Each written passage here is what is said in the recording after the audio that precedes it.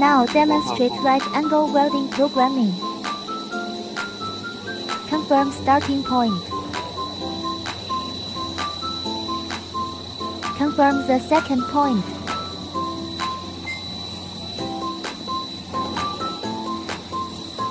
Confirm the third point.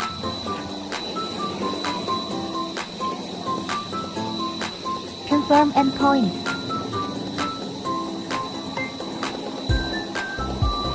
Finally set the save point. Click to simulate welding trajectory.